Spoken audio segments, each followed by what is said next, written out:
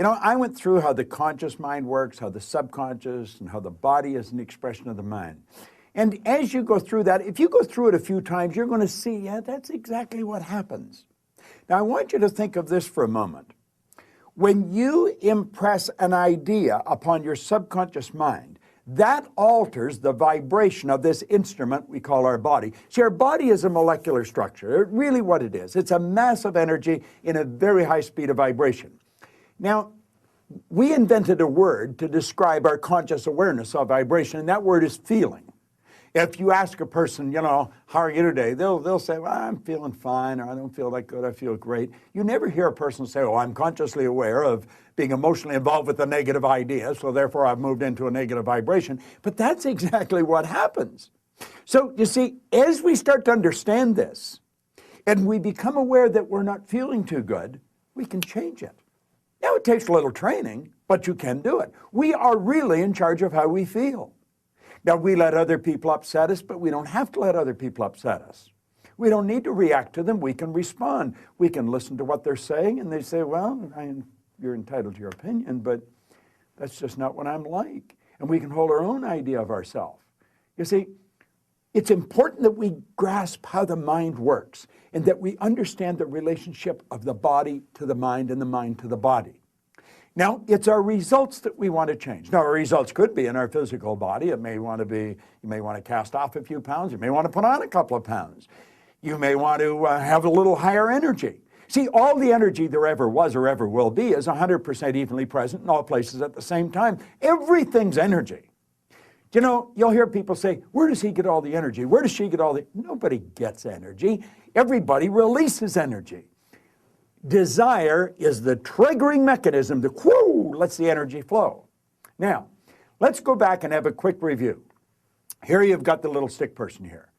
There you've got the conscious mind, and remember, you have the sensory factors hooked up to the conscious mind.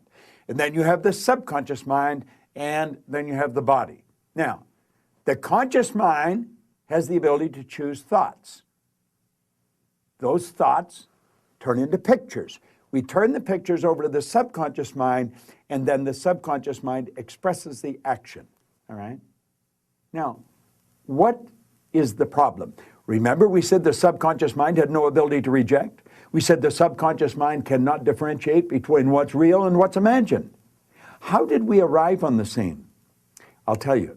When you arrived on the scene, you did not have any conscious faculties developed. The sensory factors weren't even developed. This is how you arrived. That's called the little life. That's the baby.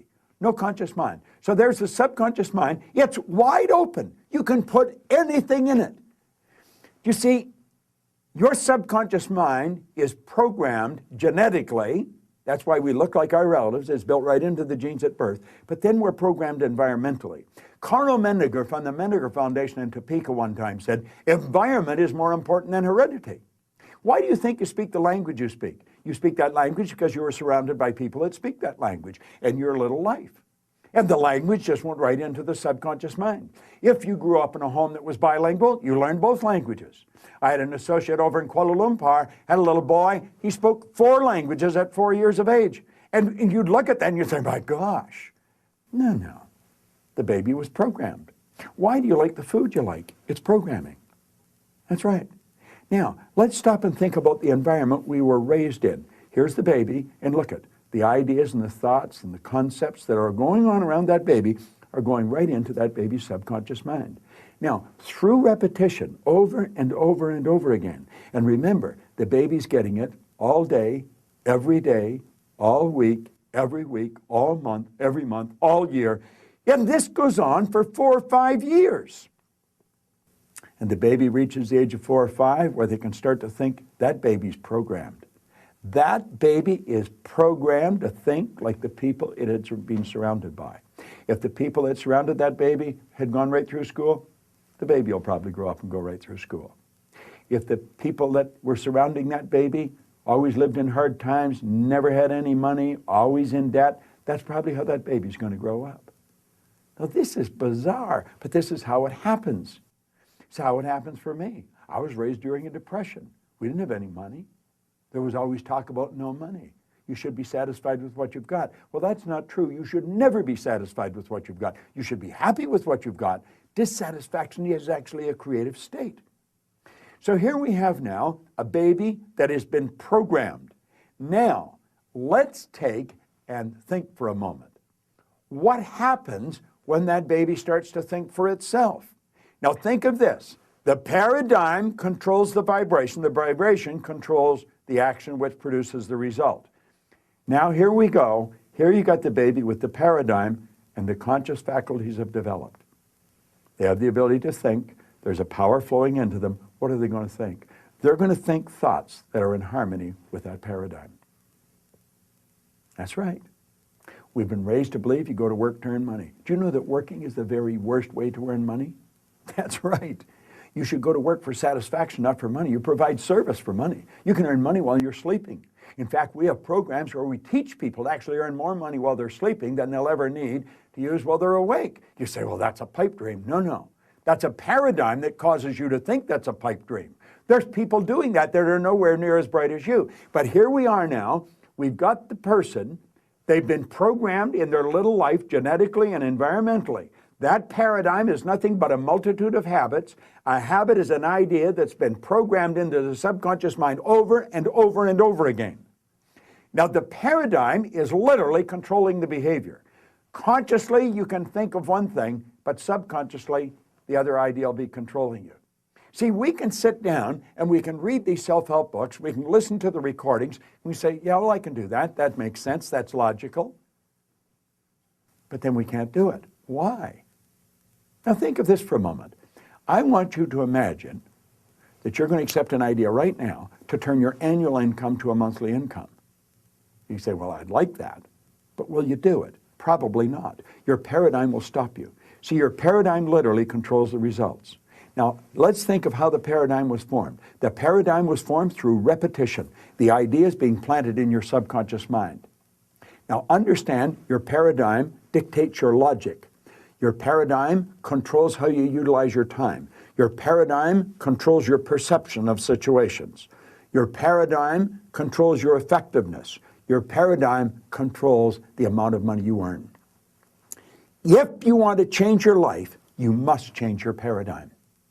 You see, to most people, it's illogical that they could take and turn their annual income to a monthly income. But if you follow our teachings, we'll show you exactly how to do that. We'll show you how to accomplish anything you want to accomplish, because what we're focused on is showing you how to change the paradigm. When the paradigm's changed, your life changes. It's a beautiful concept. It's an absolutely phenomenal concept. Now you know why you're getting the results you're getting. It has nothing to do with your intellect. Your intellect, you can figure out how to do things. But that doesn't mean you're going to do them. You'll hear people say, I believe that, but their behavior would indicate they've never even heard of it. Why? We believe something on a conscious level. On a subconscious level, the paradigm believes something else. There's a word called praxis. Praxis is the integration of belief with behavior. We've got to take the beliefs that we have consciously, that we determine by thinking, and plant them in the place of the old belief. See, I used to believe that I couldn't do anything better than I was doing. I felt fortunate that I was on the fire department. The idea of building a company that operated all around the world, furthest thing from my mind. But you know something? As I changed my paradigm, my whole world changed. That's what we do. That's what it's all about. You've got to change your paradigm if you want to change your life. Now, you can study all you want. If you don't gain an understanding how to alter that program, and that's what the paradigm is, it's a program. It's a multitude of concepts that are fixed in your subconscious mind that literally control your behavior. It's a beautiful concept to understand. It's a terrible one if you don't understand it, because it literally controls your life. Why do you think most people go right through their life and keep getting the same results year after year after year? Well, it's just the way it is, and they don't know. We should be taught this in school, but we're not. How is the paradigm formed? Through the repetition of information. How's the paradigm changed? Repetition of information. Now let's suppose you're having a difficult time with money. You find that you got more going out than coming in. You've got to change your concept about money. How do you do that? Through the repetition of an idea. That's where affirmations comes in. I'll give you one that I've been using for years. I am so happy and grateful now that money comes to me in increasing quantities through multiple sources on a continuous basis. I am so happy and grateful now that money comes to me in increasing quantities through multiple sources on a continuous basis. You don't just say that once or twice. You've got to repeat that maybe 1,000 times a day, every day for maybe 90 days. And you'll start to change your whole concept about money. Wealthy people all have multiple sources of income. Now, I'm going to tell you what happened to me. I drove around with a battery-operated record player and a long-playing record. And I played it over and over again every day for probably a couple of years. This was so totally illogical. It was behavior. Everybody thought I was losing it. And I'm reading the same book every day, Think and Grow Rich. As a matter of fact, I'm still reading the same book. And it was the repetition of Earl Nightingale's information and the book that changed the paradigm. I didn't know what I was doing. I didn't understand what I was doing, but I did it. Do you know, I had a man come up to me in the Waldorf Hotel in New York, the Waldorf Astoria, at the end of a 3-day program, and he said, Bob, I really want to thank you for what you've just given to me. He said, for the first time in my life, I've understood how I accomplished what I did. I said, what did you do? He said, I won the gold medal in the decathlon in the Olympics in Melbourne, Australia in 1957. That's right. Milt Campbell. And he said, I never understood how I did it. He said, the next time you run a seminar, I want to bring my boys. And he did. Milt and I became great friends. In fact, Milt has a key to our house. He can come stay there anytime he wants. I live in Toronto, he's in New Jersey. But here was the top athlete in the world, a very best athlete in the world. He didn't understand how he got there. Most people that are very accomplished cannot tell you why they are. That's why they are. They've rewritten the program. They changed the paradigm. They might not have understood how they did it, but they did it. That's what our company is all about. We teach people how to change paradigms. I want to thank you for watching this, but I'm going to ask you to share it with other people. Share it with them. Say, come and watch this. Start a rapport. Build a rapport with people, you know. It's a great way to live, and this is great information to understand. Thanks for listening. It's Bob Proctor. I enjoy sharing it with you.